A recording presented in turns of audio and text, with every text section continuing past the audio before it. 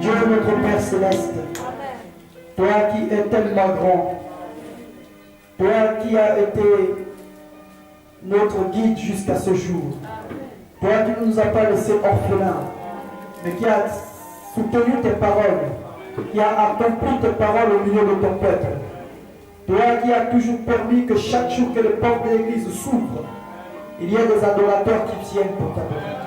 Nous te remercions, Père. Nous sommes ici ce soir, Seigneur, pour te célébrer, pour t'adorer, pour te dire merci pour tes offerts, pour te dire merci pour tes actes, te dire merci pour ton onction, merci pour ta présence, merci pour tes bénédictions, merci pour tout ce que tu ne cesses de faire pour nous. Seigneur, laisse que ce soir encore, ton esprit qui est déjà ici, puisse nous garder dans ta présence et nous amener un peu plus haut avec toi.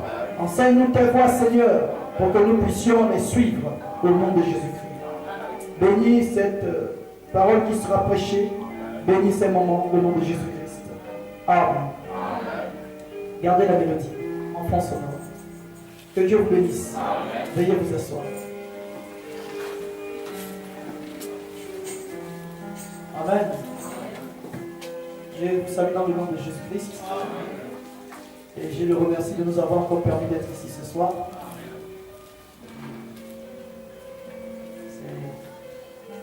Tout à l'heure dans ma prière, je disais au Seigneur, je disais chaque jour est spécial. Chaque jour est particulier. On ne peut jamais prévoir ce que Dieu sera aujourd'hui dans ses actions. Même si la réunion précédente, il a été quelque chose pour nous, on ne sait jamais ce qui sera aujourd'hui. Amen. C'est à peu près ça la vérité.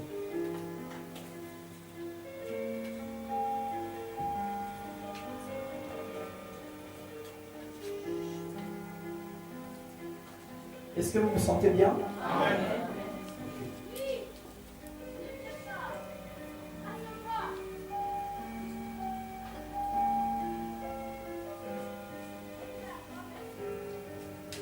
Je voulais encore m'excuser pour la réunion la dernière fois, le temps que j'avais mis. Ce n'était pas ma volonté, c'était vraiment... Je me suis laissé conduire par la présence de Dieu qui était ici. Je voulais simplement suivre le mouvement de l'esprit. Vous savez, c'est dans l'esprit que tout se trouve. Quand il y a l'esprit, moi je me dis, rester dedans, ce n'est pas mauvais. C'est ça, c'est ce que moi je crois.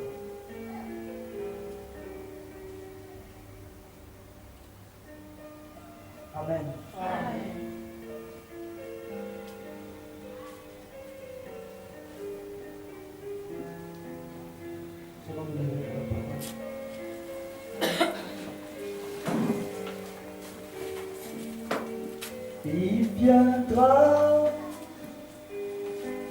Il viendra, même si je suis au fond de la mer, Jésus viendra me repêcher. Alléluia, Jésus viendra me repêcher. Seigneur, voici nous nous apprêtons à lire ta parole.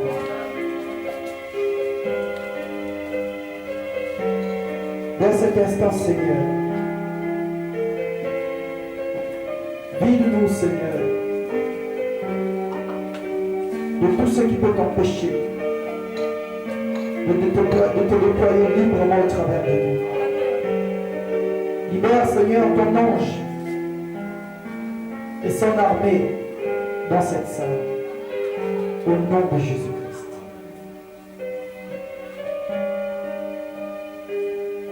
Bénis ta parole, Seigneur. Et aide-moi à porter, Seigneur, quelque chose qui va édifier mes frères, qui va encourager leur foi. Au nom de Jésus-Christ. S'il y a quelqu'un qui est malade, guéri. S'il y a un perdu, rentre ici, sauve. Si quelqu'un est possédé, délivre. Au nom de Jésus-Christ. Dans tes bonnes mains, Seigneur, je remets la parole de tous ces moments. Et je condamne tout esprit de distraction, tout esprit négatif. Et je les chasse dans les lieux amides. Je consacre la réunion entière à Jésus-Christ, afin que tous ceux qui entreront après cette prière soient sous le contrôle des anges. Au nom de Jésus-Christ. Qu'il y ait à la porte des chérubins avec des épées, afin que rien d'impur n'entre ici. Comme la porte de l'Éden avait été fermée à Adam, que la porte soit fermée à tout esprit de l'enfer. Au nom tout puissant de Jésus-Christ.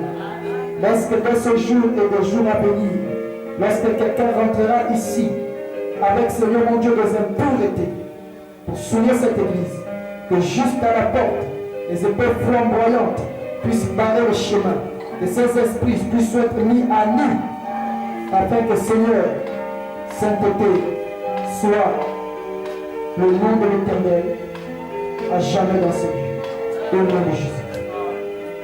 Bénis ta parole, bénis nos âmes, au nom de Jésus-Christ. Amen. Prenons le Bible dans le livre de Galates. Nous allons lire dans le livre de Galates. Galates, le chapitre 6.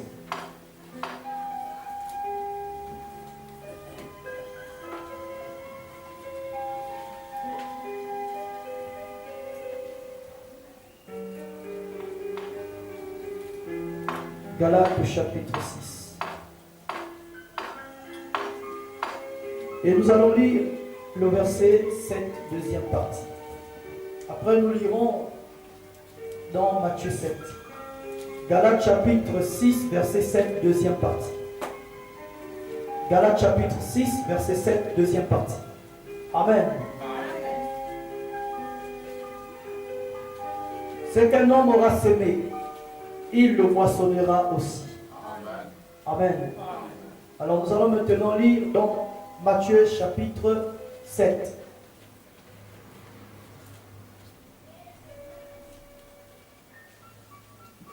Matthieu chapitre 7. Et nous allons lire le verset 12. Matthieu 7, verset 12. Amen. Tout ce que vous voulez que les hommes fassent pour vous, faites-le de même pour eux, car c'est la loi et les prophètes. Amen. Que Dieu bénisse sa chère parole. Veuillez vous asseoir. Je voudrais parler d'un petit sujet que j'ai intitulé la conséquence.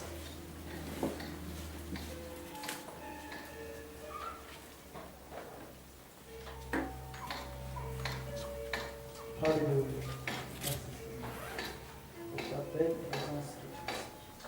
La conséquence. Tirée de la première écriture, c'est-à-dire dans Galates. La conséquence.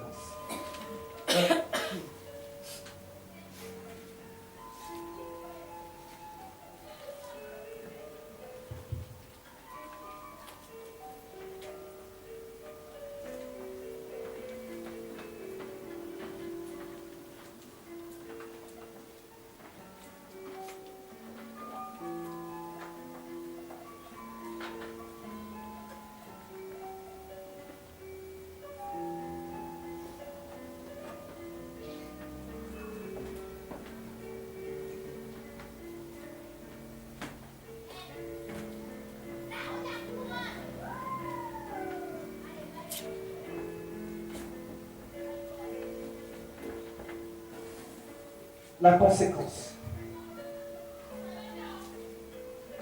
On a lu dans Galates, la deuxième partie du verset 7, c'est qu'un homme aura sémé, il le moissonnera aussi. Si on prenait tout le chapitre, je vais dire le verset 7, il est dit, ne vous y trompez pas, on ne se moque pas de Dieu. Et ensuite il est dit, c'est qu'un homme aura sémé, il le moissonnera aussi. Et nous avons lu dans Matthieu 7, verset 12, tout ce que vous voulez que les hommes fassent pour vous, faites-le de même pour eux. En d'autres termes, ce que vous ne voulez pas que les hommes vous fassent, ne le leur faites pas. Tout ce que vous voulez que les hommes fassent pour vous, faites-le de même pour eux. Car c'est la loi et les prophètes. C'est quelle loi alors?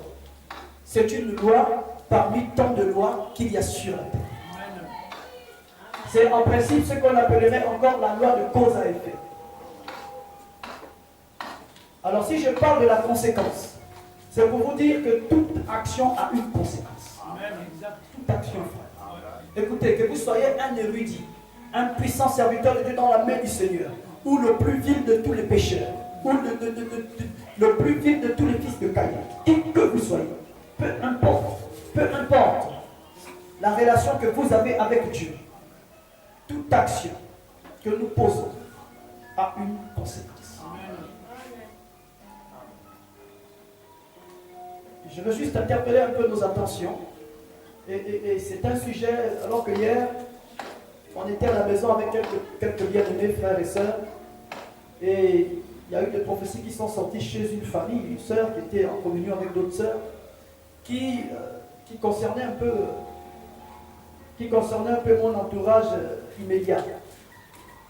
Bon, je ne vais pas donner de détails. Et dans cela, il y a eu comme un petit affolement. Et non pas un affolement, ce serait trop dur de dire un affolement, ce serait plutôt un petit peu de tristesse et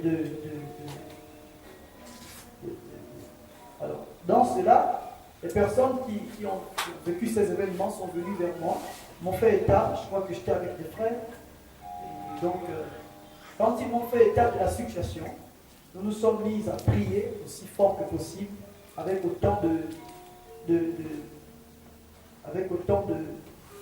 sincérité que possible, dans le rôle de sacrificateur, intercédant, afin que le Seigneur puisse être miséricordieux au milieu de nous, envers ceux qui auraient besoin de miséricorde. Et donc, comme on a prié, le Saint-Esprit aussi était là, il y a eu quelques évidences même, et il semblait d'abord que le Seigneur faisait entendre notre prière, il y avait un rideau noir qui s'est dressé, il y avait quelqu'un dans l'esprit qui disait non, pas le rideau noir, pas le rideau noir. Et je me rappelle que Branham, lorsqu'il avait ses enfants qui mouraient, Hop et sa fille, il a essayé d'invoquer le Seigneur, il a vu un rideau noir. Donc j'ai béni Dieu parce que c'est le même esprit qui est au milieu de nous. Cette sœur qui était sous l'esprit, qui disait non, pas le rideau noir, pas le rideau noir, je suis certain qu'elle n'a pas vu ça. Vous voyez, le même esprit fait que dans cette même réalité-là, elle puisse voir la même chose et citer ça en présence de tous. Alors ça m'a interpellé, j'ai dit ça, nous avons vraiment l'esprit de Dieu au milieu de nous. Le rideau noir, ça voulait dire que le Seigneur avait fermé le rideau à la prière qu'on lui adressait. Alors on a quand même intercédé, et on a prié, on a conclu, et ensuite on est passé à autre chose. On a conclu que le Seigneur nous a exaucés. Ça c'était lui. Alors pendant la prière, j'ai demandé à Dieu, j'ai dit Seigneur, pour me prouver que tu nous as exaucés, je te demande ainsi, dans mon cœur, je n'ai pas voulu que les gens sachent ça. Je dis, je te demande, si tu veux me le dire maintenant, tu t'es saisi de tes pieds, dans mon cœur. Et puis tu me dis, je veux un signe que tu m'as exaucé. Je dis, sinon, quand je serai dans ma chambre, que je dormirai, je veux que tu me parles avant que la journée se consume. Mes amis, notre Dieu est lié. Amen. J'ai dormi peut-être tard, mais lorsque j'ai prié avant de dormir, peut-être pendant 1 heure de temps, peut-être moins, 30, 45 minutes ou 20, je ne sais pas. Mais quand j'ai fini de prier, je me suis endormi. Alors, j'ai dormi autant que possible. Mais mes frères, quand je me suis levé, mes amis, c'est comme quand l'Esprit descend ici. Je suis sûr, entre le frère Félix et le frère Roch, quelqu'un priait ici la réunion de mercredi, dans le sens que j'ai parlé. Je sais ça parce que ça vient me frapper. Je sais ça. Si vous revoyez la bande de mercredi, je la regardais et je disais que quelqu'un est en train de prier dans la rangée des frères au fond. J'ai fait une erreur, c'est de ne pas demander pendant que ça sortait, pour demander si quelqu'un priait dans cette ordre-là, pour vérifier ce que j'ai eu, qui venait dans ma pensée. Donc on a dit les dons commencent comme des bébés. Si le Saint-Esprit est ici, petit à petit, on apprend à le connaître, on apprend à l'entendre. Mais on veut au moins vérifier ces choses-là. Mais moi, je suis sûr jusqu'à preuve de contraire, parce que frère, depuis jadis jusqu'à maintenant, depuis que moi je traite avec cet esprit-là, je sais que c'est le Saint-Esprit, quand je monte en chair de tout mon cœur. Je ne suis pas trop dans j'ai peur peut-être que ce que je dis ici, frère, un jour je prêchais ici, il n'y a pas encore une semaine. Je dis un mot dur et vulgaire que je n'emploie jamais dans mon vocabulaire. C'était le mot putain. Je suis allé donc regarder le dictionnaire pour voir ce que c'était. Alors, putain, c'est d'abord une femme qui fait la prostitution, et c'est aussi un lieu où les prostituées se rassemblent. Mais j'étais là, je dis, mais Seigneur, comment un mot comme ça est sorti de ma bouche? Ça m'a scandalisé. Depuis la chair, jusqu'à chez moi, j'ai prié, j'étais vraiment embêté. Je dis que ça ne fait même pas partie de mon vocabulaire habituel pour que ça sorte accidentellement. Je ne comprends pas ça. J'étais vraiment embêté.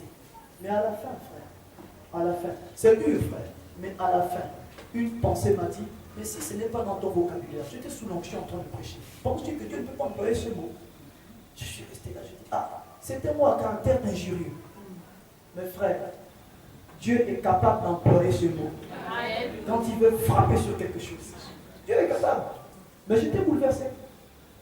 Mais je savais que ce n'était pas moi parce que dans mon vocabulaire ordinaire, je n'ai pas ce mot-là. Dans mon langage, je n'emploie pas ça.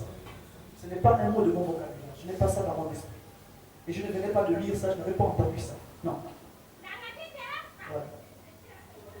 De même, quand je me suis levé ce matin-là, je me lève, mes amis, à peine je sors du sommeil, une voix me dit la conséquence. La conséquence. Je suis encore fatigué dans mon sommeil, mais je sors lentement, la conséquence, la conséquence, la conséquence. Je suis sorti de la conséquence. Je dis, qu'est-ce que c'est encore la conséquence? La conséquence. Je ne comprenais pas le rapport, à quoi c'était attaché, à quoi c'était relié, mais c'est tout ce que c'est, la conséquence. Je me suis dit, bon, ok, conséquence. C'est resté dans mon esprit. Et je suis resté à dormir jusqu'à ce que la sœur Cathy 2, vienne faire que le ménage. Je suis allé ouvrir, je suis retourné dormir jusqu'à au moins 12 heures. Je suis ressorti, j'ai dit la conséquence. J'ai donc pris une feuille et j'ai noté. Et maintenant je dis, Seigneur, quoi la conséquence? Et je lui dis, mais je t'avais dit hier de me dire une réponse qui me rassurerait. Et une pensée m'a dit, mais c'est ça ta réponse. Je dis, mais je ne comprends pas. Alors je suis resté calme. J'ai dû m'isoler. Conséquence, c'est comme ça que je vais être seul pour être sûr de ne rien rater. J'avais tellement faim, je suis allé acheter quelque chose à manger, je suis revenu manger, et là, c'est reparti, je suis resté en train de méditer, jusqu'à ce que finalement je me suis senti inspiré. La conséquence. Alors je suis allé lire le dictionnaire pour savoir c'est quoi une conséquence. Et voici donc la signification. Une conséquence est un effet direct ou particulièrement important et souvent fâcheux d'une action ou d'un phénomène. Voilà ce qu'est une conséquence. Une conséquence est un effet direct, particulièrement important et souvent fâcheux d'une action ou d'un phénomène. Ça veut dire que la conséquence est très souvent le résultat d'une action. Et vous comprenez que chaque action aura une conséquence. Alors, je comprenais que ce pourquoi on priait. Est-ce que vous comprenez maintenant ce qui était là? La réponse était la conséquence. Alors j'ai compris que donc, cette action a eu une conséquence. Et je dis, c'est ça la réponse. Je dois m'y faire. Et je dois avancer avec cette réponse-là et observer, tout en continuant à garder l'esprit souple. Et voilà un peu des choses. Et j'ai dit, comment ça, la conséquence? La conséquence.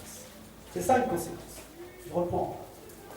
Un effet direct ou particulièrement important est souvent fâché d'une action ou d'un phénomène. Ça a une conséquence.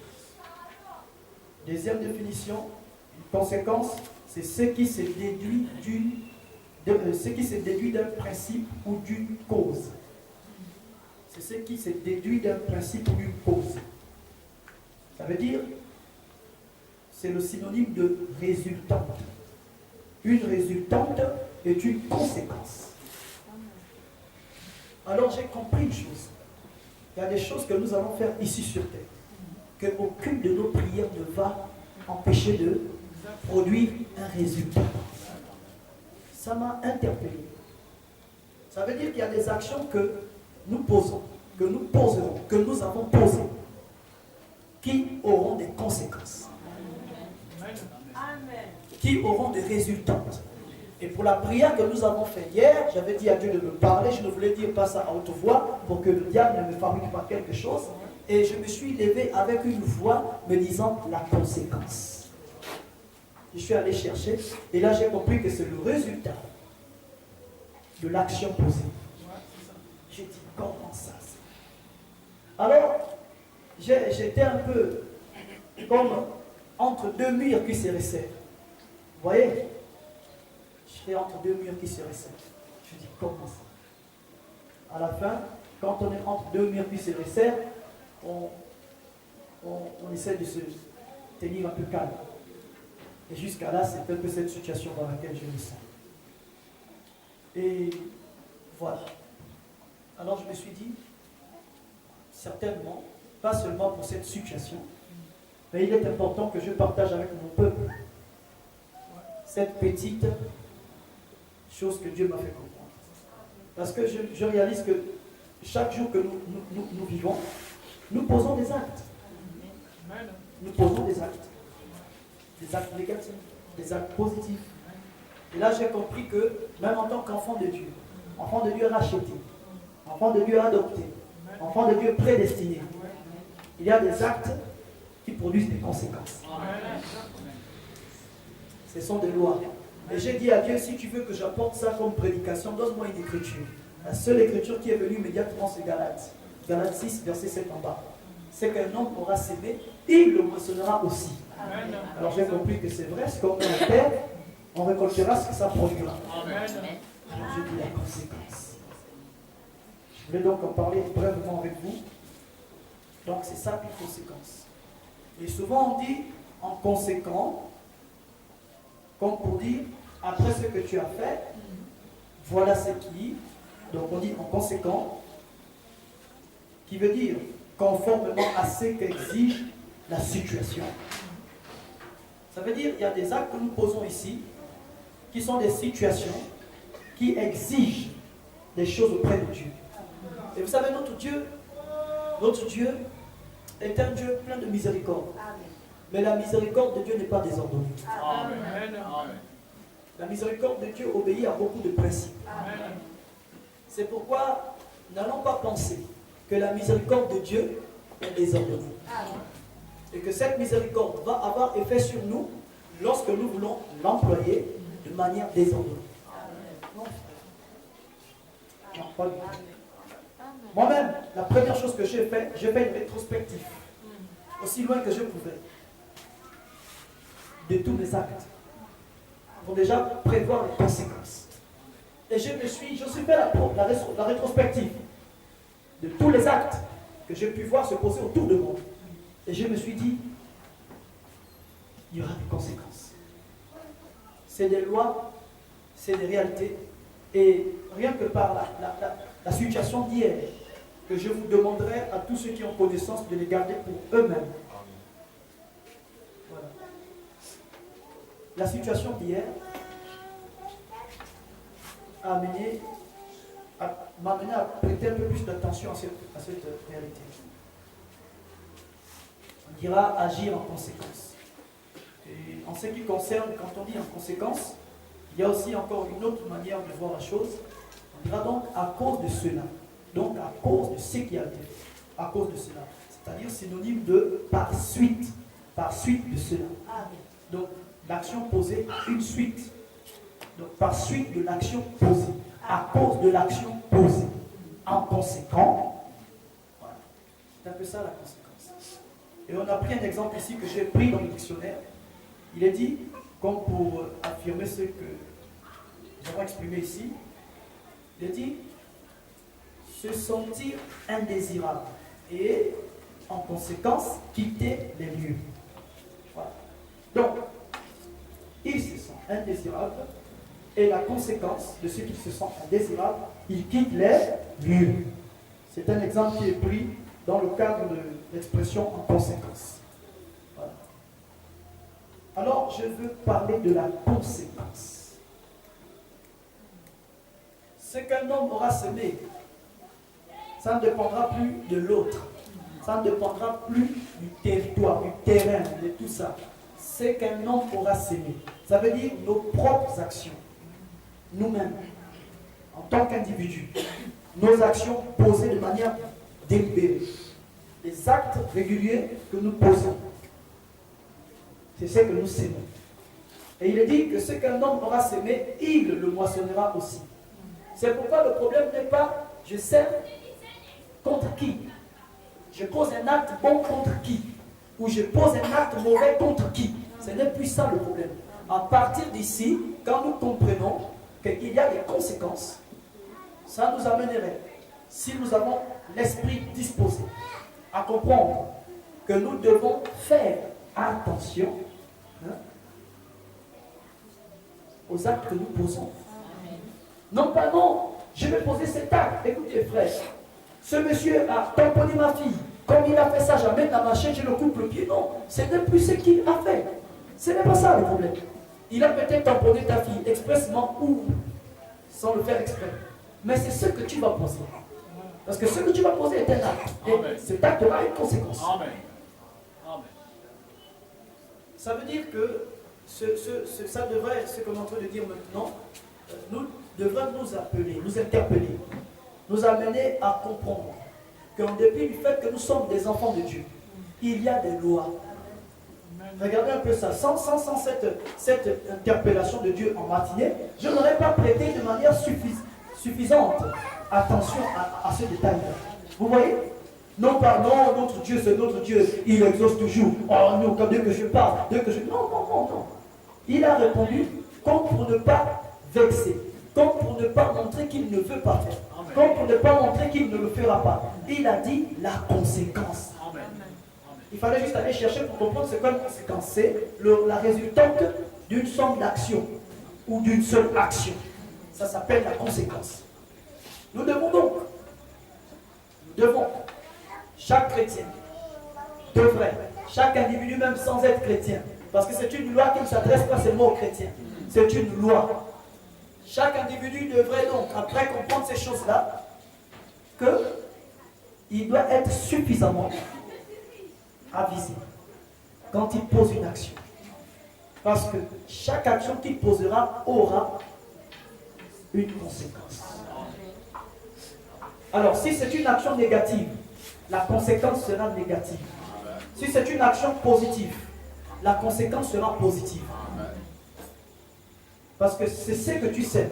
Le type de sémence que tu sèmes, c'est ce que tu récoltes. Amen. Amen. Tu ne peux pas s'aimer les injures et récolter la paix. Parce que tu as sémé les injures. Tu dois récolter une sémence d'injures. Je ne sais pas trop. Tu ne peux pas s'aimer, je ne sais pas, tu ne peux pas s'aimer la mort et récolter la vie. Ce n'est pas possible. Vous comprenez? Le type de sémence, le type de sémence, le type d'action, le type d'acte, le type de parole que nous sémons produira au centuple. Parce que la récolte, on sème un grain. La récolte est toujours multipliée. Donc nous devons déjà commencer à prendre conscience à ce que nous avons sémé. Et prendre conscience qu'il y a une loi qui fait que il y a des conséquences. Qu'il y aura des conséquences aux actions que nous avons posées. Mes amis, Il est arrivé que dans ce message du temps de la fin, beaucoup parmi les adorateurs du message s'étant déployés d'une manière religieuse, affirmant avoir le privilège d'être l'ami de Dieu. Et à cause de ce prétendu privilège, certains d'entre nous ont posé une série d'actions. Vous voyez, je suis l'ami de Dieu, je suis. Donc, mes frères, il y a des moments, à cause de ces choses-là, on viendra à Dieu, Dieu, bon, c'est moi, tu vois Dieu. Donc, Dieu dira, oui, c'est toi. Mais l'action que tu as posée a des conséquences.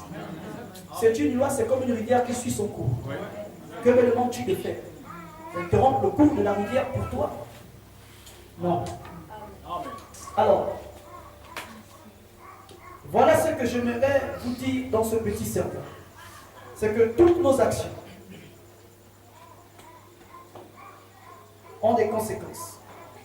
Que ce soit en parole ou en acte, nos actions ont des conséquences.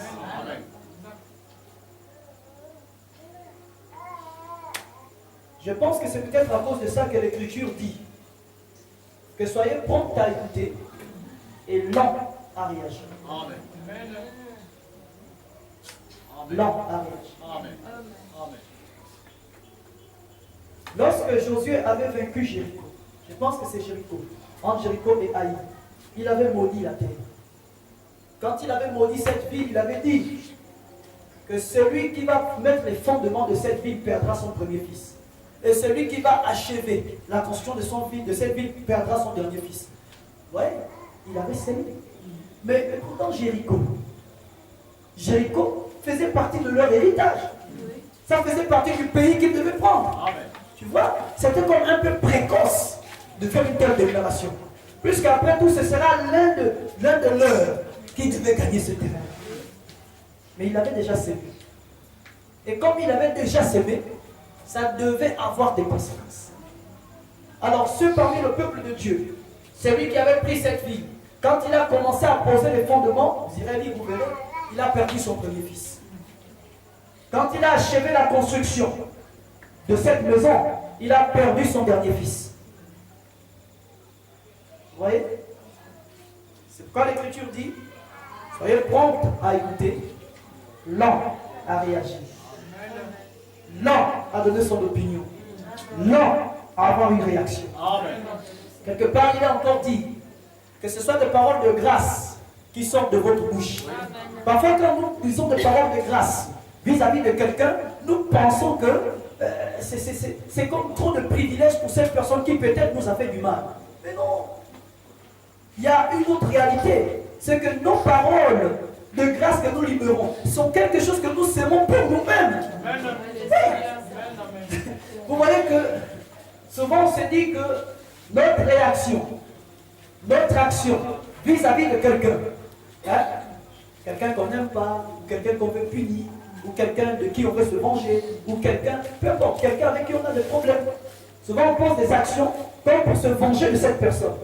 Mais là, ce dont nous parlons ce soir, c'est une chose qui devrait nous amener à comprendre que tout ce que nous faisons, qui quitte la ligne de la parole, profite au diable. Amen. Et ne nous fera que du mal à nous-mêmes. Amen. Oui. Et non, il faut que je fasse ci, il faut que je fasse ça. Non, mais tu sèmes. Tu sèmes. Mais ce que tu sèmes là, tu vas le récolter. Quand Jésus parle, même s'il ne donne pas les raisons de ses déclarations, il sait de quoi il parle. Amen. Quand il dit ne faites pas ci, ne faites pas ça, ne faites pas ci, ne faites pas ça, il est très bien placé pour savoir ce qu'il dit. Mais l'homme ne veut pas vivre par la foi. Le croyant ne veut pas vivre par la foi. Le croyant veut savoir pourquoi. Amen. Et Jésus ne donne pas toujours, Dieu ne donne pas toujours des raisons de ses déclarations. Amen. Amen. Il déclare, et puis il est un père. Il ne donnera pas de mauvaises choses. Mais comme on n'a pas les détails de ces déclarations, souvent nous avons des réactions contraires à ces déclarations. Amen. Il peut arriver que parfois ils permettent que quelqu'un sonde un peu plus la question pour nous donner la raison de son action. Mais parfois, c'est peut-être trop tard parce que beaucoup ont posé l'actions même qu'il ne fallait pas poser. Poser des actions qu'il ne fallait pas poser. C'est un peu ça. Qu'est-ce que j'ai envie de faire? J'ai envie d'enfoncer le clou. Dans quel domaine? Dans le domaine de la maturité. Amen. Amen. Dans quel but?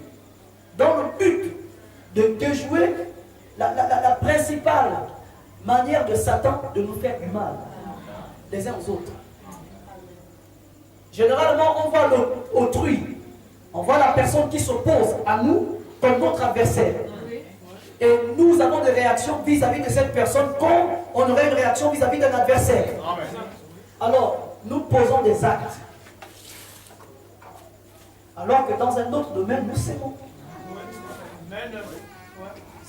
D'abord sémence.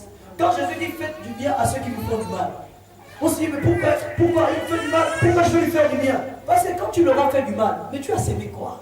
Amen. Tu récolteras quoi? Amen. Mais quand tu leur as fait du bien, en réalité tu te fais du bien à toi-même. Parce que tu as posé une sémence que tu devras récolter. C'est une loi. Ce que tu sèmes, c'est ce que tu récolteras. En réalité, lorsque nous comprenons ça, nous ne s'aimons plus en pensant à autrui. Bien que nos actions devraient être pleines de compassion envers tout le monde. Mais quand on arrive au point où nous comprenons que nos sémences, ce que nous sémons en parole ou en acte, nous allons le récolter. Nous devenons encore 2 fois plus avisés. Amen. Ça veut dire que si à l'époque, nous avions une difficulté à accomplir cette écriture, faites du bien à ceux qui vous font du mal, bénissez ceux qui vous maudissent, aimez ceux qui vous haïssent, priez pour ceux qui vous persécutent. Nous comprenons maintenant qu'avec cette nouvelle clé que nous avons, maintenant, quand nous irons prier pour ceux qui nous persécutent, nous allons prier avec 2 fois plus de zèle. Amen. Lorsque nous ferons du bien avec ceux qui nous font du mal, nous ferons 2 fois plus de bien. Ça veut dire avec un cœur plus posé. Quand les gens diront, mais toi tu es doux, hein, tu es vraiment bête. Oui. Tu dis non, tu ne comprends rien. Avant j'étais comme toi, je ne comprenais pas. Je me disais, je dois le soumettre. Mais je ne comprenais pas vraiment, quoique c'était là, mais je ne comprenais pas pourquoi. Alors j'avais du mal à le faire comme il se devait. Je ne sais pas si vous voyez. Amen. Amen.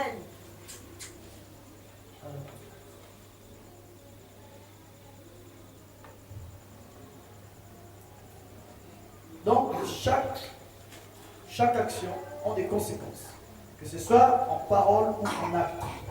C'est ce que dit Galates. C'est qu'un homme aura semé, c'est qu'un individu aura semé, c'est qu'une femme aura semé, ce que l'être humain aura semé, il le moissonnera aussi. À partir d'ici, frère, dans mon esprit, je dirais à Dieu, peut-être maintenant, peut-être à la fin de ce sermon, aide-moi à s'aimer toujours de bonnes choses. Amen.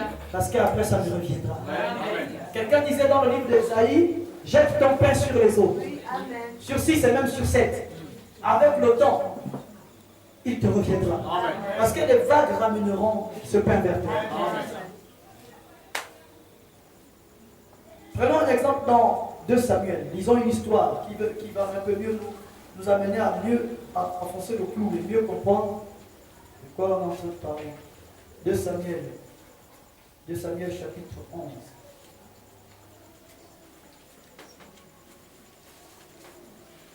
De Samuel chapitre 11. Nous allons lire d'abord le paragraphe 1 à 5 et nous allons sauter pour aller au chapitre 12, 1 à 14. On va d'abord lire 2 Samuel chapitre 11, versets 1 à 5. L'année suivante, au temps où les rois se mettaient en campagne, David envoya Joab avec ses serviteurs et tout Israël pour détruire les fils d'Ammon et pour assiéger Rabat. Mais David resta à Jérusalem. Un soir, David se leva de sa couche et comme il se promenait sur le toit de la maison royale, il aperçut de là une femme qui se baignait et qui était très belle de figure. David fit demander qui était cette femme. Et on lui dit, n'est-ce pas Bathsheba, fille d'Eliam, femme d'Uri, l'Orétien? Et David envoya des gens pour la chercher. Elle vint vers lui et il coucha avec elle. Après s'être purifiée de sa souillure, elle retourna dans sa maison. Cette femme devint enceinte et elle fit dire à David, je suis enceinte. Vous pouvez lire toute l'histoire chez vous. David était sur le toit royal. Souvent dans les quartiers, moi par exemple, là où je vis là-bas, je suis à l'étage. Donc toutes les barrières qui sont dans la cité, je vois à l'intérieur. Quand ils sont à leur terrasse, je les vois. Vous voyez un peu, qu'est-ce que ça veut dire? David avait une maison haute. Et donc comme il avait une maison haute, quand on écoute le récit, on comprend que la femme de Uri se lavait dans un endroit, peut-être dans sa barrière, mais dans un endroit qui n'était pas fermé, ni en haut ni autour. Et David se baladait au-dessus de sa maison, sans vouloir arriver à voir ce qu'il a vu, mais pendant qu'il marchait dessus de sa maison, qui était élevée au-dessus des autres maisons, il a vu une femme qui se baignait. Elle était nue, en train de se laver. Elle était belle de figure. David est allé jusqu'à ce que nous avons lu ici. Amen. Amen. Alors, déjà là, il y a une action. Une action qu'a posée Bathsheba.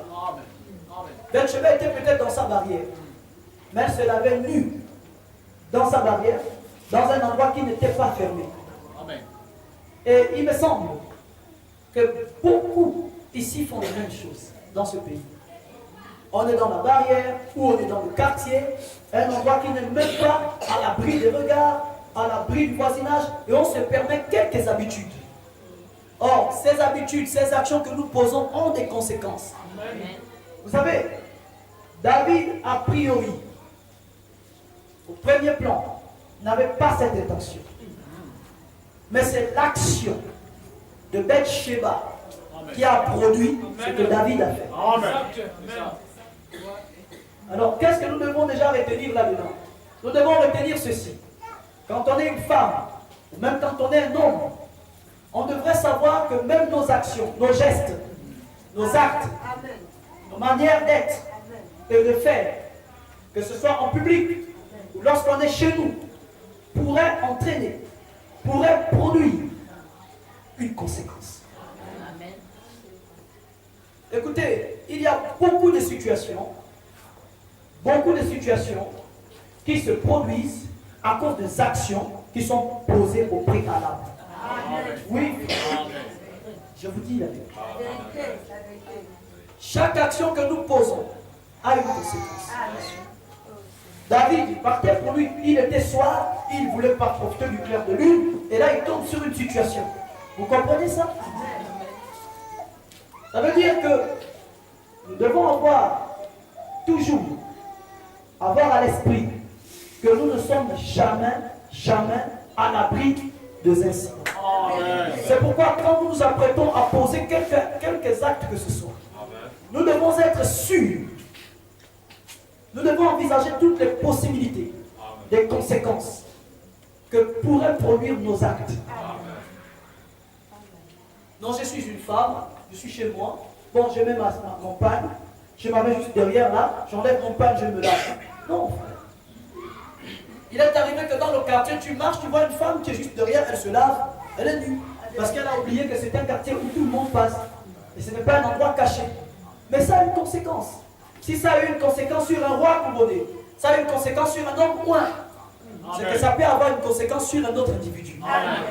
Ça voudrait dire que nous devons avoir un comportement responsable, encore plus responsable. Parce qu'il y a des actions que nous posons qui produisent des conséquences indésirables. La femme Bathsheba était mariée. David avait deux femmes, Achinoam et Abigail. Mais sur cette action, il y a eu une conséquence. Ce sont des lois. Ce sont des lois. C'est pourquoi, frères et sœurs, il y a des réalités attachées à certaines lois. Il y a des choses que nous posons comme actes qui produisent des conséquences inévitables. Généralement, quand nous regardons l'issue de toutes choses, nous n'avons pas souvent l'habitude de regarder les contours, de regarder les causes des causes. Dans la loi de cause à effet. Mais nous regardons seulement la résultante. Et nous traitons toute l'affaire par la résultante. Mais mes chers amis, c'est une erreur grave. C'est l'une des choses que Dieu ne fait pas. C'est les hommes qui font ça. Regardez Jésus lorsqu'il était devant la prostituée, que les Juifs s'apprêtaient à lapider. Les Juifs ont juste vu qu'elle était prise en flagrant délit de prostitution.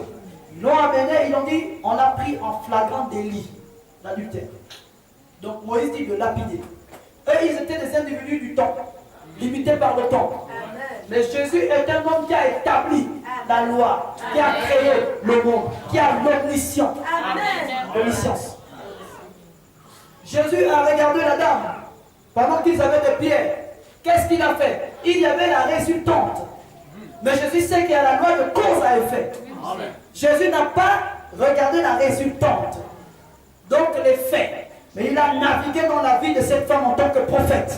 Il est allé jusqu'à déceler la cause qui a produit cet effet. Et il s'est rendu compte que cette femme était une femme qui n'avait rien pour s'en sortir. Et que la seule chose qu'elle avait pu faire, parce qu'elle n'avait aucune possibilité dans une contrée difficile, alors elle s'était livrée. Vous savez, parfois vous les femmes, vous êtes des proies pour les hommes qui ont de l'argent. Lorsque vous passez par des temps difficiles, il vous reste une seule chose, c'est votre beauté, votre corps, votre féminité. Et souvent les hommes nantis profitent de ça. C'est pourquoi le monde est peuplé de prostituées. La plupart d'entre elles n'avaient pas choisi de se prostituer. Mais n'ayant rien, et les hommes avec leur méchanceté aujourd'hui, la dureté de leur cœur, ils ne viendront jamais aider une petite dame qui est pauvre. Mais ils viendront dire, si tu veux que je t'aide, tu me donnes ce que tu as. Il y en a parce qu'elles ont de la parole en elles, elles vont surmonter ça. Et il y en a même d'autres qui ont la parole en elles, mais sont encore faibles et ne surmontent pas ça. Mais cette femme là-bas, elle était une femme qui n'avait peut-être pas la parole en elle. Et donc il y a eu une cause qui a produit un effet. C'est pourquoi Dieu au ciel, Dieu notre sauveur, quand il y a une situation, peu importe la situation, il regarde la cause. Amen. Alléluia. Amen. Amen. Amen. Amen. Pour mieux comprendre la conséquence. Pour donner un meilleur jugement. Amen. Mais les hommes, la plupart du temps, ne le font pas. Parfois, ils ne le font pas parce qu'au préalable, ils ont envie de détruire.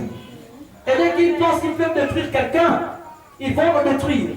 Alors, s'ils saisissent comme la femme, ils voulaient piéger Jésus, ils voulaient la détruire en vue de piéger Jésus. Non, frère. Il y a toutes ces réalités-là. Alors, dans cette affaire de David ici, Dieu aura un jugement sévère envers David, mais il avait regardé les causes. Amen. Mais si on va au début de l'affaire, la cause de cette histoire, Bathsheba était coupable. Amen. Amen. Amen. Amen. Elle était coupable de s'être lavée nue à ciel ouvert.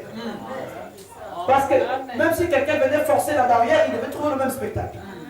Et si ses serviteurs de son mari dans la barrière sortaient, ils trouveraient le même spectacle. Parce qu'il faisait nuit. Mais ça dit non, il fait nuit, il n'y a pas de problème. Non. Vous comprenez? Amen. Donc l'action de Bathsheba a eu une conséquence sur David. Je crois que les femmes peuvent développer et comprendre que il y a des actions qui ont des effets, qui ont des conséquences. Enfin, un enfant de Dieu, un serviteur de Dieu, aura un cœur pur vis-à-vis de vous. Mais parfois, vous poserez une action que vous n'avez même pas vue, que vous n'avez même pas saisie, mais vous l'avez quand même posée. Et ça pourrait amener dans l'esprit d'un enfant de Dieu. Ça pourra produire, pour bien parler, dans l'esprit d'un enfant de Dieu, une conséquence. Amen. C'est pourquoi dans la gestion des crises, dans la gestion des difficultés, dans la gestion des conflits, dans la gestion des problèmes, il faut toujours une étude détaillée des situations pour avoir, pour son propre bien, un meilleur jugement de la situation. Amen. Amen. Il y a des sœurs, quand vous allez chez eux, les sœurs que vous voyez avec les robes ici et les hauts, quand tu vas chez elle, elle a mis le pain ici. Hein? Chez nous au village, hein, les grands-parents, quand ils vont dans la cuisine, et j'ai gardé cette habitude-là, même dans ma cuisine ici. Quand ils vont dans la cuisine des femmes, ils ne viennent jamais comme ça. Non. Ils font le bruit à côté. Oh, les femmes, on arrive. Parce que les femmes dans la cuisine, le pain c'est ici. Tout ça c'est dehors. Donc ils font déjà le bruit à distance. Il y a les hommes qui arrivent. Ah oui, les femmes s'arrangent. Amen. C'est ça. Amen. Pourquoi, frère? Écoutez mes amis, vous pouvez avoir Dieu comme vous l'avez. Mais si vous voulez voir votre christianisme, votre spiritualité s'affermir et s'approfondir, il y a des choses qu'il ne faut pas faire. Un homme a des hormones masculines. Une femme a des hormones féminines. Il y a des actes qui réveillent l'appétit, qui réveillent la soif. Et il y a des personnes qui peuvent contrôler leur soif, vaincre leur soif, et d'autres qui ne le peuvent pas. David était un grand roi, et personne ne dira qu'il était faux. Si ça arrive à quelqu'un d'autre, on dira qu'il est faux. Mais David n'était pas faux. Mais il a vécu une situation qui l'a bouleversé. Il n'a pas pu surmonter ça. Quoi qu'un grand roi. Et avec l'autorité qu'il avait, il a dit, allez me chercher cette femme. C'est écrit ici, il coucha avec elle. David n'avait pas prévu de draguer Bathsheba. Ce n'était pas dans son programme de prendre la femme de Uri. Amen. Pas du tout. Il n'avait pas ça dans l'esprit. Mais c'était simplement une coïncidence malheureuse. Une action malheureuse qui a eu une conséquence, on a dit souvent, fâcheuse. C'est écrit ici. Donc, il y a des réalités comme ça. Il y a des réalités comme ça. Oh non, et puis après, non, mais et puis après, tu étais dans quelles conditions? Tu as fait quel acte? Tu étais comment? C'est tout ça. Ce sont donc des lois comme ça.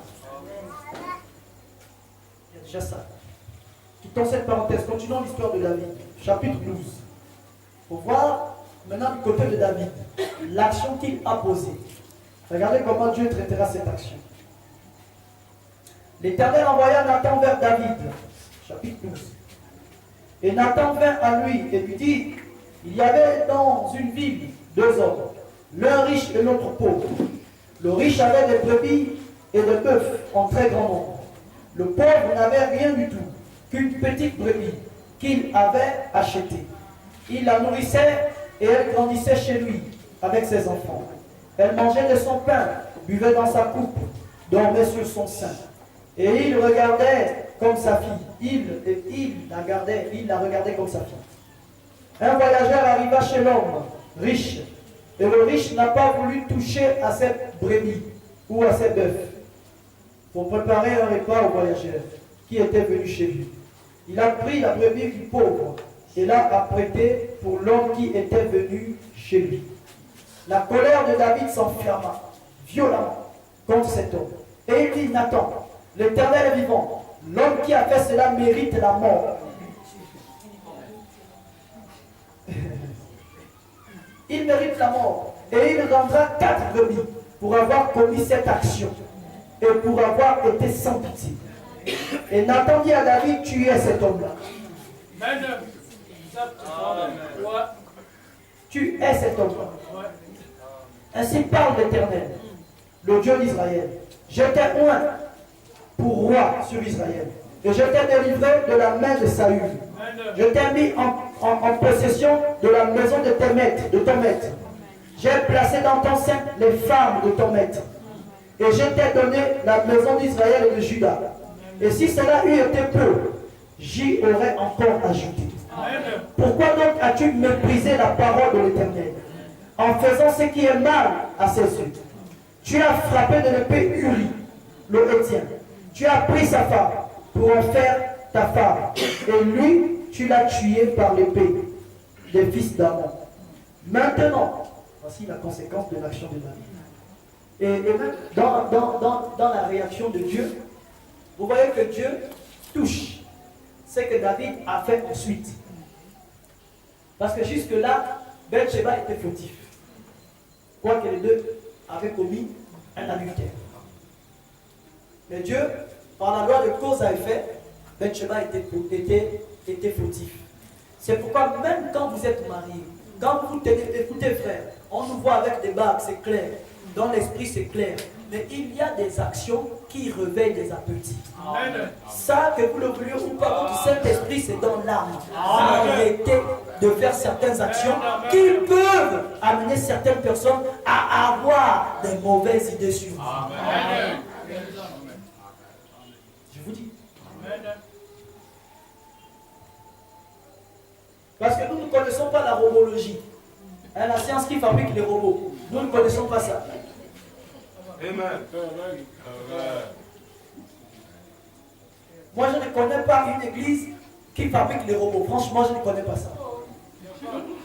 On a pensé que la spiritualité était de la robotique. Mais c'est faux, vous le savez aussi bien que moi. Ce n'est pas de la robotique. Pour parler du Saint-Esprit, il faut connaître le Saint-Esprit, il faut être dans le Saint-Esprit. Quand on parle d'être une église spirituelle, on ne parle pas de la robotique. C'est faux. Non, frère. C'est une discipline, c'est un esprit de vie, mais cette vie est un caractère. Ensuite, il y a des logiques, il y a des lois, il y a des réalités. Et ces réalités, ces logiques et ces lois ont des effets. Voilà. J'espère que vous êtes d'accord avec moi. C'est logique. Souvent, on a voulu tellement confondre les choses. Et on a tordu la pensée spirituelle de beaucoup. Au lieu d'avoir une pensée spirituelle, la plupart ont une pensée religieuse. C'est pourquoi ils ont des actions, des réactions religieuses. Oui, frère, écoutez. Je vais vous dire une chose. Un pasteur, un prédicateur, un puissant évangélique est tombé au Congo, dans le temps. Je ne dirai pas son nom. Comment ça s'est passé? Il venait toujours en chair. Hein, quand il matait la parole, frère. Il était dur comme l'enclume. Il matait quand il prend la femme, frère. Plus basse qu'une chaîne. Il frappe. Vous les femmes. Il martelait tellement la chose que dans l'auditoire, il y avait une petite dame avec deux autres petites dames. Elles ont dit non, le type là, il croit que lui, il est. Comme on marque toujours comme ça là,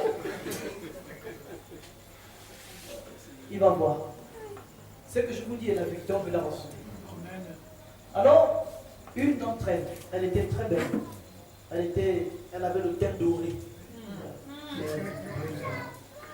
Elle a fait comment? Il y a des robes transparentes, un peu comme les robes de nuit. Elle n'a rien mis sous la robe, rien depuis le haut jusqu'en bas. Elle a mis la robe transparente, très transparente. C'est ce que moi j'appelle les robes moustiquaires. Et après, elle a pris un grand pan. Elle a fermé comme ça.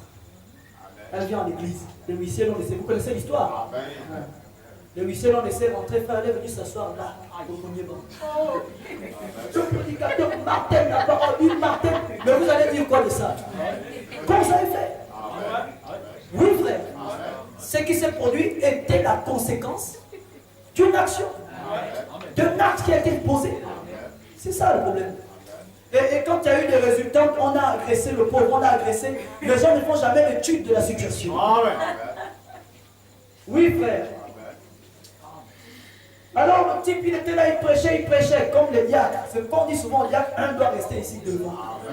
Il regarde un peu tout ça. Il a un œil qui est attentif. Quand il voit qu'il y a trop des actes bizarres, il note ça. Quand les diacres étaient dans les actions là, la petite dame, elle a ouvert. Le type regarde, bam, elle ferme. Il est bouleversé, il commence à se perdre dans ses propos. Donc, il est perturbé. Je vous dis la vérité. Petite chose, la femme, elle l'ouvre encore, elle libère la cuisse. Bam, le type. Frère, il a été vaincu là, à la chair. Exactement comme David. Quand il est quitté de là, dehors là-bas, il a pris la femme et ils sont partis commencer leur histoire. Et il n'a pas pu se relever de ça. Il est resté à s'enfoncer là-bas. Quand il montait en chair, le zèle était fini. Il prêchait des sermons très amicaux.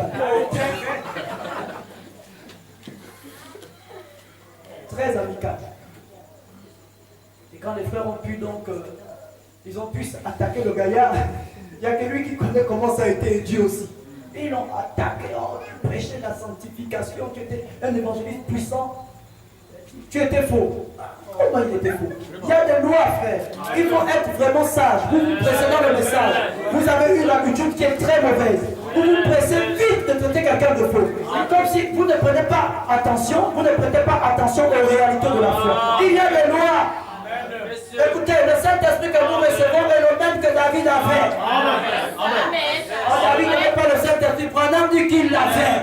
Le même Saint-Esprit que nous avons. Oui, frère, ne confondez pas la religion avec la foi. Amen. Non, frère.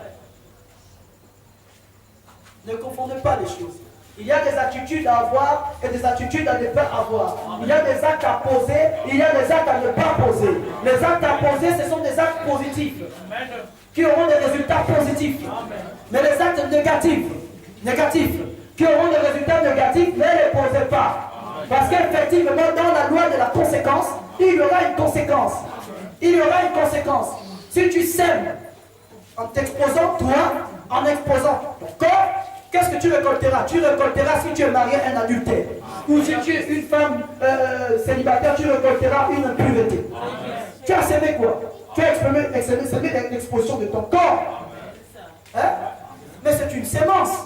Dans la loi de cause à effet, ce qu'un homme aura sémé, il le moissonnera aussi. Ce que tu sèmes, c'est ce que tu moissonneras aussi. Amen. Il n'est plus donc question de l'autre. Il est question de moi-même. Qu'est-ce que je fais? Est-ce que ce que je fais sème quelque chose de positif? Est-ce que ce que je fais sème quelque chose de négatif? Est-ce que mon action aura un impact positif sur celui qui observe? C'est ça. Amen.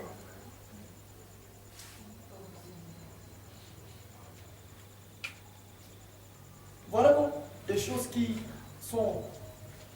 Mais regardez la sentence que Dieu donne à David. Maintenant, l'épée ne s'éloignera jamais de ta maison. Parce que tu m'as méprisé.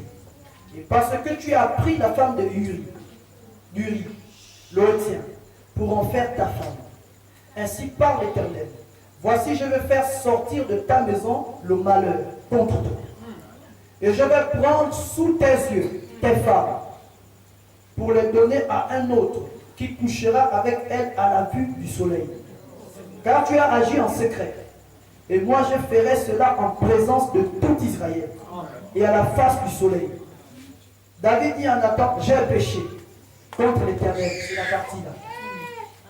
C'est un peu ce que nous faisions hier. L'intercession pour quelqu'un qui avait péché. Écoutez bien cette partie-là. C'est David, un grand roi. Non, je suis un roi, je suis un homme selon le cœur de Dieu. Donc, il n'y aura pas de conséquences. Il y a toujours des conséquences. David reconnaît son tort. Il dit à Nathan, j'ai péché contre l'Éternel. Et Nathan dit à David, l'Éternel pardonne ton péché. Est-ce que vous comprenez ça? David est pardonné, mais les conséquences ne sont pas toutes. C'est ça. Vous comprenez ça? David est pardonné, mais les conséquences ne sont pas ôtées. David est pardonné, mais je ferai sortir. Je ferai en sorte qu'un autre couche tes femmes devant les yeux de tous. Donc on sait que tes femmes couchent avec les hommes. Je ferai ça, David. Oui, j'ai péché, pardonne, mais c'est l'Éternel pardonne ton péché. Mais s'il pardonne, comment il va encore laisser que? Mais c'est parce que tu as couché la femme d'autrui. Tu as sémé. Je disais tout à l'heure que quand tu sèmes, c'est un grain. Quand tu récoltes, c'est un arbre. C'est une somme de grains. Toi, tu as pris la femme de quelqu'un, tu as fait ça dans la nuit. Moi, je vais faire qu'un autre prenne tes femmes. Et il va le faire sous le soleil, aux yeux de tout Israël. David dit, j'ai péché. Il dit, tu as péché, c'est vrai. Je te pardonne. Mais ce que tu as fait, c'est une loi que tu as accomplie. Alors, il doit avoir des conséquences. C'est la partie la plus difficile. Amen. La loi de cause à effet. Oui, frère. Un frère qui persévère à la foi parfaite, c'est parmi les nouveaux frères qui sont venus derrière moi, avec sa bien-aimée. Je ne dis pas ça pour vous. Alors, il a été dans un mauvais environnement. où il a traîné au milieu des païens. Et finalement, il s'est laissé aller avec une. C'est une affaire qui est récente. Trop de mots, pardon. Et donc, quand il a fait ça, il avait commencé à fuir l'église. On a parlé, exhorté, il est revenu à l'église, il a demandé pardon. Quand il a demandé pardon, sa bien-aimée était assise dans les rangs. Quand il a demandé pardon, l'église l'a pardonné. Quand il est sorti de là, la bien-aimée est partie faire à son tour. Elle se levait, elle a dit en tout cas. Elle est partie, frère. Je pense que le frère Félix connaît l'histoire. Donc elle est partie œil pour œil, dent pour dent. Elle est partie, elle s'est chopée un païen là-bas qui tire le joint. Donc il est chaud. Allez, elle a rendu la monnaie de la pièce. Et quand elle a fini, elle est venue de femmes. D'abord, c'est le pasteur Farel. Quand il me faisait le rapport de cette situation, je me suis un peu mis à colère. J'ai dit, quand tu vas finir de parler avec le frère, tu me passes le téléphone. Quand j'ai pris le téléphone, j'ai dit, frère, tu as le droit de quitter cette soeur. Moi, je te soutiens. Moi-même, je vais être là pour te faire marcher avec une autre soeur dans l'église et tu pourras l'aider. J'ai dit que moi, je suis derrière toi. J'ai dit parce que ça, ce n'est pas correct. Ça, c'est de la vengeance. Ce n'est pas de la faiblesse. Amen. Toi, tu as été peut-être faible, mais elle s'est vengée. Oui. C'est une chose qui est fausse. Ce n'est pas le produit de l'amour. Amen. J'ai frappé ça comme ça. Il a dit d'accord, pasteur. Donc, c'est resté comme ça. Mais vous savez, ça, c'est quand le sang est chaud. Quand une situation se produit, le sang est d'abord chaud. Quand le sang s'est refroidi, je suis resté là peut-être 2 semaines après. J'ai appelé le pasteur Farel, j'ai dit non, il faut qu'il pardonne la sœur. Il faut qu'il la pardonne. Mais aujourd'hui, c'est plus flagrant, la compréhension. Parce que c'est la loi de cause à effet. Il a sémé, ils sont un couple. Il a sémé, et comme je disais tout à l'heure, il y en a qui peuvent surmonter et d'autres qui ne surmontent pas. Parce qu'en réalité, il a sémé, et ce qu'il a sémé, il l'a récolté. David a sémé, ce que David a sémé, il l'a récolté. C'est pourquoi mon conseil aux hommes mariés, vraiment, tenez-vous loin de tout ce qui peut vous faire tromper vos femmes. Ne trompez pas vos femmes. Je vous dis la vérité. Quand vous trompez votre femme, vous mettez dans son cœur une parenthèse, une possibilité de vous rendre l'appareil. Je vous dis la vérité. Ne le faites pas. Parce que vous avez placé une parenthèse dans son cœur. Il faut prier tous les jours pour que cette parenthèse-là ne devienne pas un mot ou une partie de la phrase, mais qu'elle reste entre parenthèses jusqu'à ce que vous quittez la terre. On ne fait pas ça. Je vous dis la vérité.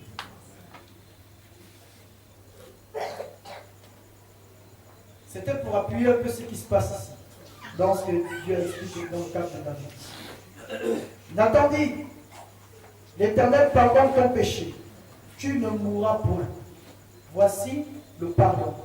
Ça veut dire qu'il ne mourra pas à cause de son péché. Amen.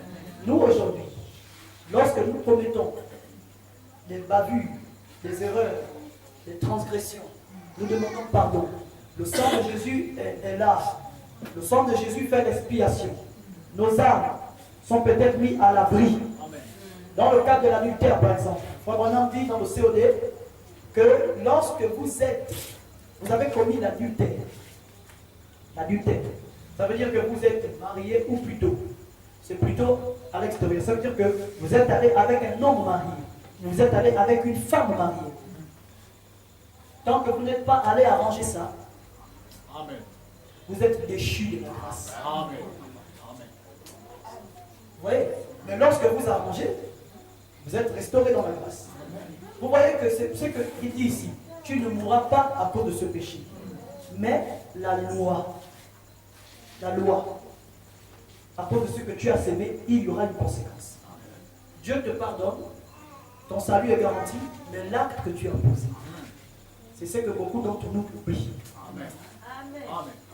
Dieu me pardonne, oui, Dieu pardonne, Dieu a pardonné à David, mais ça n'a pas annulé les conséquences de ses actes. Amen. Le pardon est une action que Dieu a posée. Dieu a accepté le pardon de David, Dieu a pardonné David. Mais dans le plan naturel, les actes commis par David, ont suivi leur cours, comme un rivage qui suit son cours. Et David a eu des conséquences. Vous allez remarquer plus tard que c'est son propre fils Absalom qui va se retrouver à aller avec ses filles, avec ses femmes plutôt. Ça va être encore son fils Amnon qui va aller avec sa propre sœur. Amen. Ah oui. Amen. Et je ferai, il dit ensuite, il dit, l'Éternel pardonne ton péché. Tu ne mourras point. Mais parce que tu as fait blasphémer les ennemis de l'Éternel, en commettant cette action, le fils qui t'est né mourra. Le fils qui est né de cette relation est mort. Et dans ça, je ferai sortir le sang. Il y aura du sang qui pleuvra de ta famille. C'est comme ça qu'ils ont commencé à s'entretuer entre ses fils.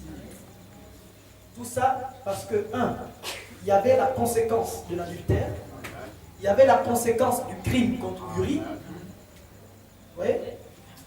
Donc, chaque action qui avait été posée avait des conséquences.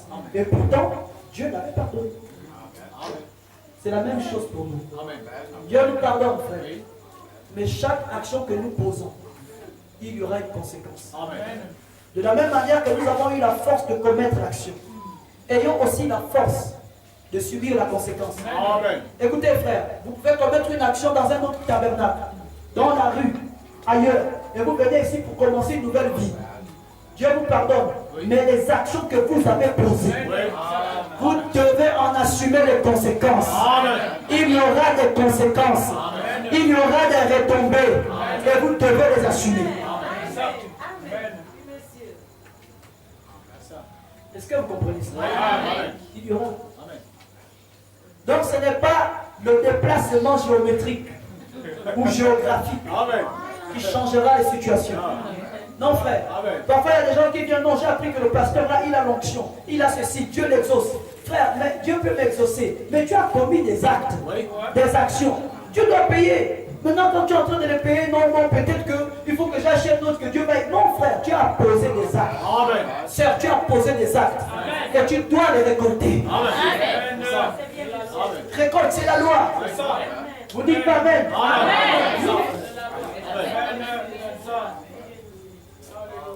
Vous comprenez ça? Donc il faut déjà commencer à voir les grandes actions que vous avez posées pour être capable d'assumer les conséquences. On sème un grain, on récolte un arbre. C'est pourquoi, frère, il est parfaitement un autre avantage de s'aimer le bon type de grain, le bon type de sémence, le bon genre d'action. Parce que ça reviendra. Ça reviendra sur nous forcément. Et on ne quittera pas la terre sans avoir payé jusqu'au dernier sou. Je vous le dis. On prend un autre exemple biblique, c'est dans Genèse. L'histoire de Jacob. Vous connaissez tous? Jacob a trompé son grand frère. Lorsqu'il est allé voler la bénédiction qui revenait au grand frère. Mais quand il est parti chez Laban, Laban aussi l'a trompé. C'était la conséquence. Cause à effet. Il a posé un acte, il fallait qu'il récolte aussi un acte. Là-bas, c'était fait simplement. C'était rapide. Mais là-bas, il a travaillé 7 ans. En train d'espérer quelque chose. Au terme de 7 ans, on le trompe. Ce sont des témoins bibliques. 2 témoins bibliques.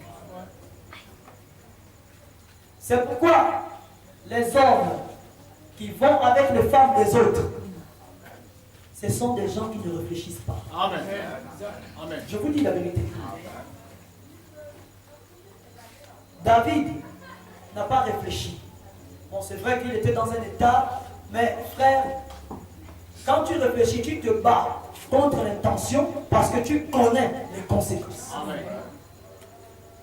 Tu sais qu'il y aura une conséquence, que tu le veuilles ou pas, il y aura une conséquence. Directe ou indirecte, il y aura une conséquence. C'est pourquoi aussi, frère, au-delà de ces choses, j'ai parlé dans cet angle-là parce que l'écriture était directement dans cet angle-là. Mais prenez cet angle-là comme un exemple qui parle pour tous les autres genres de situations. Oui, frère. Parfois, nous posons des actes de méchanceté vers certaines personnes, vers certaines autres personnes, d'une manière ou d'une autre. Nous demandons pardon. D'autres même ne demandent pas pardon. Nous avons Dieu, nous avons Dieu. Mais je vais vous dire une vérité, que ce soit moi, ici en chair, avec la colonne de feu, que ce soit un autre pasteur, qui que ce soit, peu importe le grand don qu'il a, que ce soit vous, dans cette église, ou dans une autre église, chaque action que vous avez posée, vous devez le moissonner aussi. Pour les actions que vous avez déjà posées, vous allez le moissonner. Mais à partir de maintenant, apprenez à poser des actions qui vont produire une bonne moisson. Amen. Lorsque vous poserez une action négative, vous savez déjà ce que vous êtes en train de faire. Vous devez patienter la récolte, elle sera négative. Elle ne sera pas positive. Il y a des choses que nous payons aujourd'hui, qui sont simplement le résultat des actions qu'on a posées autrefois. Amen. Alors il faut consommer toute la récolte des actions posées pour s'aimer une autre récolte. Non pas attendre de consommer tout, mais posons déjà, sémons déjà de bonnes choses pour que quand nous allons terminer de récolter, Amen, tout ce que nous avons semé avant, il y aura une autre récolte. La récolte des bonnes choses que nous avons sémées. Et vous allez voir que la récolte sera bonne. C'est pourquoi celui qui fait du bien ne perd rien. Jésus pouvait dire qu'il y a plus de plaisir à donner qu'à recevoir. Parce qu'en donnant, il sème. Quand quelqu'un donne, parfois on l'appelle celui qui est bête. Non, frère, il est nous qui n'est pas bête. Vous ne perdrez rien, même pas un verre d'eau. C'est pourquoi n'ayez pas peur de s'aimer. Quand vous s'aimez, c'est une loi. La loi qui vous fera récolter ce que vous avez sémé. Quand Jésus dit souvenez-vous des prisonniers, il n'a pas dit souvenez-vous des prisonniers chrétiens. Il a dit souvenez-vous des prisonniers. Ça veut dire que si quelqu'un est prisonnier, même s'il n'est pas chrétien, vous voyez c'est un païen. Mais l'action positive que vous posez est une sémence que vous avez sémée. Il y aura une conséquence. C'est une loi. C'est pourquoi frère, ne vous fatiguez pas de s'aimer. N'écoutez pas ceux qui vous disent de ne pas s'aimer. S'aimer dans l'église, s'aimer dans votre environnement, s'aimer dans votre quartier, s'aimer partout. Vous allez s'aimer des sémences positives. Dieu lui-même, par le principe des lois, va vous faire récolter ce que vous avez sémé. Donc nous ne s'aimons pas, non pas pour plaire. Nous ne s'aimons pas pour quelqu'un d'autre. Nous s'aimons pour nous-mêmes. C'est la stricte vérité. Vous ne perdrez rien du tout. Alors, il y a aussi de bonnes conséquences. Le résultat de bonnes sémences. Dans Acte 10, je vais lire, c'est dans la maison de Corneille.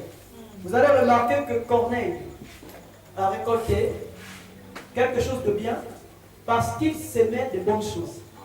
Quand il le faisait, là-bas au temple, les gens, ils recevaient les dons de Corneille. Corneille envoyait des dons, ils envoyaient des aumônes.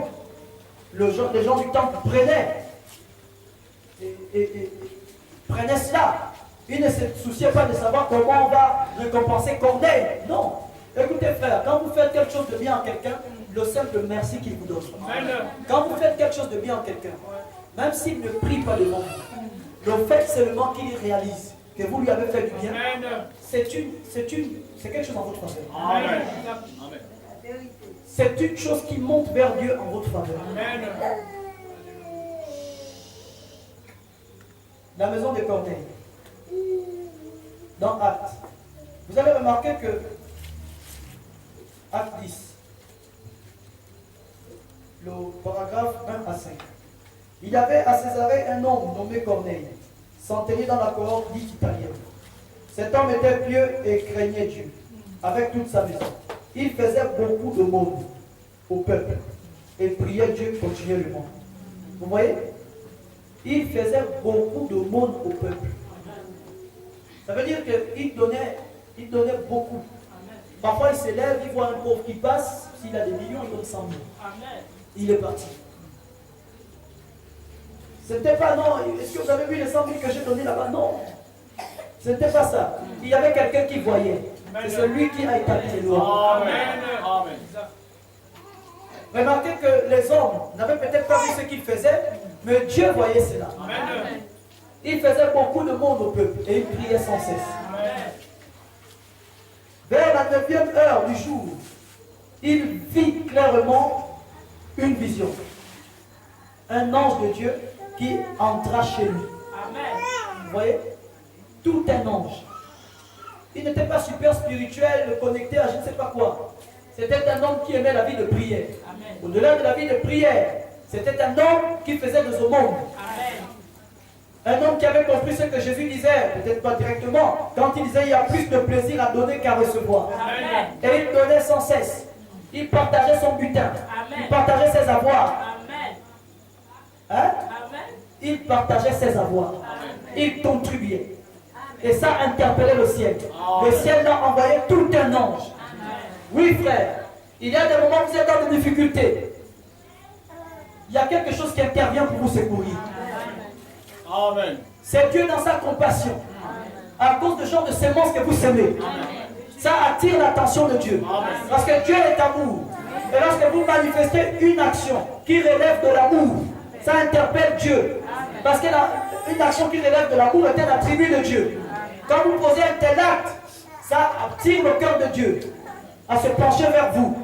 Et tôt ou tard, le Seigneur vous enverra un ange. Amen. Amen. Amen. Le Seigneur se souviendra de vous. Il a envoyé un ange. L'ange entra chez lui et lui dit, Corneille. Les regards fixés vers sur lui et saisi de foi, il répondit, qu'est-ce Seigneur? Et l'ange lui dit, tes prières et tes aumônes sont montées devant Dieu. Tes aumônes sont montées devant Dieu. Les prières sont montées, mais les aumônes aussi. Les dons que tu fais, les offrandes que tu donnes, c'est monté devant Dieu. Sont montées devant Dieu. Et il s'est souvenu. Il s'en est souvenu. Maintenant, des hommes, on voit maintenant des hommes à Jopé et fait venir Simon, surnommé Pierre. Dieu voulait le bénir. Ici, c'était Simon surnommé Pierre. Pour lui donner le Saint-Esprit. Parfois, Dieu peut aussi faire en sorte qu'un ange puisse aller vers un chef d'entreprise, vers un patron, que ce soit dans le gouvernement. Je ne crois pas à la politique. Mais Dieu peut le faire. Amen. Il peut envoyer un ange, n'importe où, pour amener quelqu'un à te visiter. Amen. Amen. Il y a une histoire comme ça qui s'est passée, frère. Au Congo, il y a beaucoup de grands témoignages. C'est truffé de témoignages. Il y avait un prédicateur au Congo que Dieu avait permis d'avoir une église dans une contrée difficile. Il avait une église, il prêchait, il ne faisait pas de compromis avec la parole. Son église avait des membres, mais la plupart étaient pauvres. Et donc, il était difficile pour lui de joindre les deux bouts. Et il continuait à servir son Dieu. Il se lamentait tout le temps. Oh Dieu, oh Dieu, oh Dieu. Et un jour, le Seigneur, c'est une histoire qu'on m'a racontée. Peut-être d'autres la connaissent. Le Seigneur est allé toucher un homme d'affaires américain. Il lui a dit, tu vas au Congo. Je ne sais pas si c'était qui ou bien par hasard. Tu vas dans tel endroit, dans tel quartier, dans telle rue, telle ville. Il y a un monsieur qui s'appelle un tel. C'est mon serviteur. Quand tu es un homme d'affaires.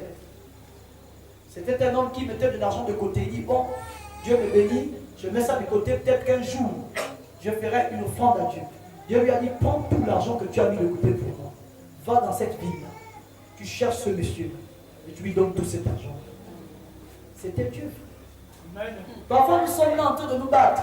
Écoutez, frère, toutes ces sémences que nous sémons, tout effort que nous accomplissons, pour être pur et honnête envers Dieu, c'est vu au ciel. Amen. Nous ne perdrons rien. Amen.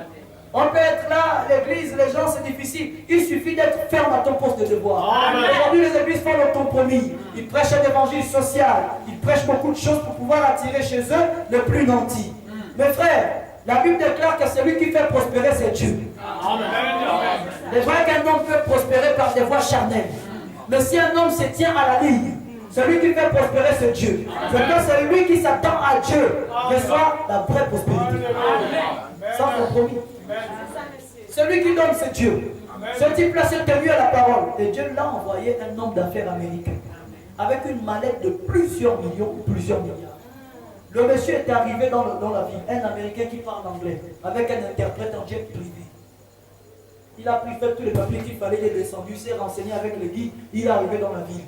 Il a demandé, je cherche un monsieur, un tel qui habite dans telle ville, dans telle rue. Les gens disent, oh, ça c'est quel problème que le type là a eu. Les gens avaient peur de dire, non, on connaît, c'est tel. Non, ils avaient peur. Mais ils se sont renseignés, non, c'est pas de problème. Moi j'étais aux États-Unis, Dieu m'a parlé de lui. Ah non. Quand on l'amène vers la personne, il lui donne la mallette. Il lui dit, voici la mallette que Dieu m'a demandé de te donner. Amen. Je suis un homme d'affaires. Et chaque fois que Dieu, vous savez que les Américains connaissent Dieu. Ils considèrent Dieu. Parce que quoi qu'ils se sont hybridés, ou bien ils se sont dépravés, ils connaissent Dieu. Ils sont bâtis sur la parole. C'est des protestants d'origine. Il dit, chaque fois que Dieu m'a béni, j'ai toujours mis quelque chose à part pour lui. Je disais qu'un jour, je lui donnerai ces offrandes-là. Mais Dieu m'a dit de venir ici te remettre ça. Et il paraît que dans cette mallette-là, il y avait des millions de dollars. Ce qui fait que c'était peut-être quelques milliards en francs CFA. Et le monsieur a changé le statut de son église, de sa propre vie et de quelques fidèles. Ça a changé son histoire. Vous voyez? Parce qu'en tant que pasteur, il se tenait à la brèche, il semait la parole. Et pendant qu'il semait la parole, Dieu se souvenait de ça. Amen. De même, nos paroles ont des conséquences. Ils ont fait quelque chose dans la religion de Jézabel. La religion de Jézabel, paragraphe 75 à 76.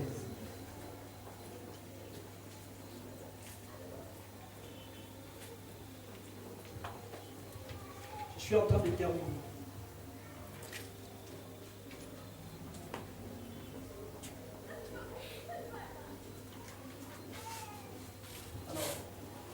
Abraham dit, combien nos cœurs remplis d'amour de Dieu a dû s'écrier, pleurer, a dû s'écrier, a dû pleurer quand il a vu ses missionnaires. Ils avaient fait d'eux, il avait fait d'eux un exemple. Toutes les nations venaient de partout parce que Dieu les avait bénis. On voyait qu'ils étaient dans l'unité et qu'ils servaient Dieu spirituellement. Et alors, de penser qu'ils désiraient tant les voir retrouver leur premier amour et faire ce qui est bien dans le premier âge. Mais ils continuaient toujours à s'éloigner et à s'éloigner et à s'éloigner de leur premier amour. Jusqu'à ce que finalement, Jézabel s'introduise. C'est exactement ce que nous avons fait. Nous avons dévié des principes de Christ. Quand Dieu envoyait ses ministres d'un bout à l'autre de la nation, ceux-ci prêchaient la sainteté. C'était les premiers prédicateurs aux États-Unis. Ils prêchaient le pur message, la pure parole. Ils s'aimaient la bonne parole. Ça produisait des bonnes conséquences. Mais après, Abraham dit,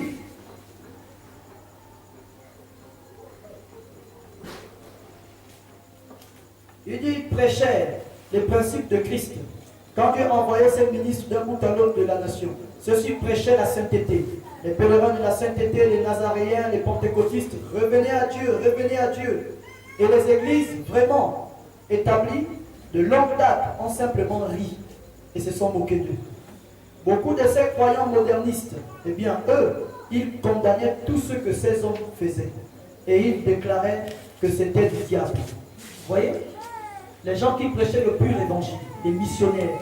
Un missionnaire est un apôtre. Un apôtre est un envoyé. Un envoyé ne vient pas se conformer à la saleté d'un pays.